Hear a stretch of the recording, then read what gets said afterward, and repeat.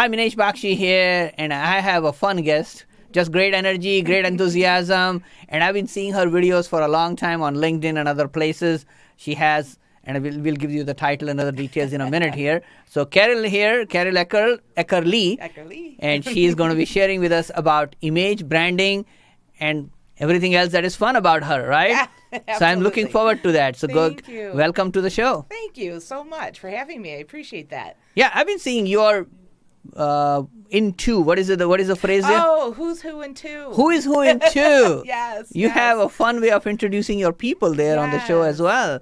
And you do quite a bit of that on your own. So let's get started with one simple thing. So tell a little bit about you so people can understand who they are listening to today. Okay. Well, my job is really to make others look good, and look good not through just appearance, but behavior, communication, and even their digital presence. And that is part of your personal brand, and it's your baseline, it's your image. So my job is to, like I said, make others look good and allow them to have a really good, clear, consistent, confident message across all aspects of their image. Very interesting. Yeah. I went through an interesting class about branding not too long ago, and we were just going through the conversation. The moment you connect to a brand, there is an emotion created. Yes. And that emotion is your impression in people's minds for a long time. Absolutely. So even if you see any major logos and you are immediately connected to that logo, but you're connected to an emotion and image that you have, and if it is so clear, like when you say Oprah, you know who you're talking about. Yes, absolutely. And immediately you have an awareness on that. And I don't think I mean, when you and I talk about image in general, we don't really think like that, do we? And your job is to help people understand that you are causing an image, a message all the time. Right. Really, it's about perception. You know, we have a perception of ourselves and who we are and what we bring to the table. But that perception we have is not necessarily the perception that others have of us. Very good point. Sometimes there's a big gap. And what we want to do is lessen the gap and make it so that, you know, how we're presenting ourselves is the narrative that we want. Right? Yes. Yes. So and we don't have intention behind it clear enough, we'll have a problem. Yes. Oh my gosh, yes. And then that causes confusion. And, you know, I say this all the time to my clients is that confusion is an opportunity for somebody else to have the opportunity. Wow. You know, because if there's confusion, then there's a discord, if you will. And people think, oh, wow, okay, I don't really know how to react to this. So maybe I won't bother reacting and I'll just walk away. Which is very interesting. Now, you conduct a lot of workshops in the area, and you're also with the National Speakers Association, correct? Yes. Okay. So tell me, what would you cover in a topic related to image when you are talking to a group? Maybe it's the business owners, maybe it's a chamber or some other group. Yeah. What are some of the things you cover with people that our audience could benefit from? A lot of it is about first impressions because, again, that is your baseline. So what happens is that, you know, we walk into a room and probably 3 to 7 seconds later, the audience has determined who we are, what we're all about. And that's 3 to 7 seconds, right? Yeah. 3 to 7 seconds. You don't have much to control there. No. So taking control of that, and like I said earlier, you know, controlling the narrative makes a huge difference because if I walk in willy-nilly and I just don't care what people think about me, they're making up their own story about me. And it's not, you know, then I might get frustrated, right? Because they didn't choose the right story about me. But that's on me. The onus of communication is on me, not on the listener or on the recipient. It's up to me to communicate how I want to be seen. And if I don't do a good job of that, or if somebody doesn't do a good job of that, then we have that confusion problem again. And there's the perception gap. And people get really upset because they say, oh, well, first impressions shouldn't count. Well, it shouldn't does count, but it does. It does, yeah. So that's a hot topic that I talk about. Again, filling the gap and perception. I talk about a method called the VIP method, which is visible credibility. Okay. Your instant message, which is how do you want to be seen? And then again, perception. Tell me more about that because I'm sure people could learn from it. Yeah. Well, so visible credibility is just that. So if you think about a traditional banker, how you want your traditional banker to look, okay? The first thing that comes to mind probably is a suit and tie, right? Yeah. Now think about a kindergarten teacher. What do you want your kindergarten teacher to look like? Well, definitely more fun and friendly, informal. Yes, yes. So now what if you swap those two things? What if you walk into your daughter's kindergarten class, the first day kindergarten, and there stands this teacher very rigid in their blue suit and their tie. Not in the right place, right? Yeah, the wind goes out of your sail. There's no real visible credibility. The same thing happens on the flip side. So you walk into your bank, you've got $200,000, you're all excited to deposit it, and up walks somebody in, shorts and flip-flops and a torn T-shirt. It doesn't make you feel secure. It doesn't make you feel confident in what they're bringing to the table.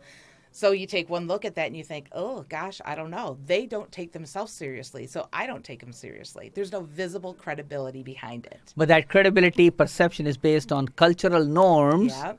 And our cultural norms have been programmed for a long time. Yes. So whether we like to change them or not, they're already there. Yes, exactly. And you do see things changing. I mean, let's face it, that things are changing, and that's great. You and I are old enough to see that. Yeah. Exactly. That's so funny. We're not dating ourselves, but yes. Yes. Yeah. But it's true. But it's interesting because there's a credit union in town that does a really good job of kind of scaling back that formality, but yet they're intentional with their look. And there's a big difference there. It's not that they allow everybody to be sloppy and, flip-flops and shorts, but they're bringing down the dress code a little bit, but maintaining the credibility behind how they're appearing. And that's where, that strategy comes in that allows you to, to move between what was old and traditional and what's acceptable now. Interesting. Yeah. So that's the visible credibility part. Correct. The instant message is really choosing a word or maybe 2 or 3 words that you want to be known for. So when you walk into a room and then you walk back out of the room, what are the words that were left behind? Very interesting. Yeah. So that's your instant message. And again, it may be that, like for me, let's say that I walked into a room, I walked out, and everybody said, oh, she's so sweet, and she's so kind and soft-spoken. Those are beautiful words, but they are not my words. They are not my words. So as nice as that would be, there would be a gap for me because that is not how I want to perceive. That's not how I perceive myself, and that's not really what I want to bring to the table. So then we get to that perception component. Where are you? Where's everybody else? And can we bring it together? And here's the thing. You can't be everything to everybody, nor should you try to be, right? But you have to decide who is your audience, what are your goals, and is it worth bringing in that gap? Is it worth it or is it not worth it? And that's an individual decision. I can't answer that for anybody. But that's something in an individual coaching capacity that we work on. Very interesting. So I think most people who are listening here, watching here, I think one of the things that will trigger hopefully for them is, do I know the words people would say about me, and intentionally are those the words I want people to say about me? Yes. And just having that reflective exercise will put them a little bit more conscious about how they're projecting themselves. Yes, absolutely. Absolutely. Okay, and good. It's very interesting. It's an interesting process. And, when I do these workshops, I do preface it with saying, be open-minded. Yes. And even if you're getting words back that are not your words, there's a couple things you can do. You can be angry or you can be reflective. Correct. And you can look at it as maybe even an opportunity, or at least where people have you, Yes. and where you want to be. And again, do you want to make a difference or do you not want to make a difference? Correct. Or did you find something that's really cool that you should be taking advantage of? Exactly, Yeah. that you may not even be aware of. Yes, exactly. And you have Exactly. a personality or certain things you project. Yeah. So did we cover the P part as well? Yes, that was a perception. Yes. That was a perception.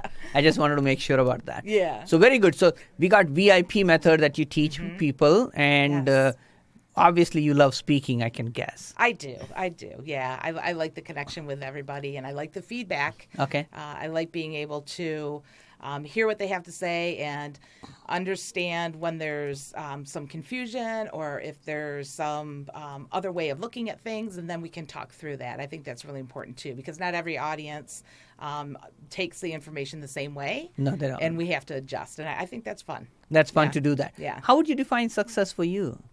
Oh, gosh. Well, my mom is a big part of who I am. Okay. And she gosh, when we grew up, that was the thing. You dress for what you want. She even told us when we were little, for test days, you should dress up for test days. You'll be, you'll do better on the test. And we thought she was completely ridiculous.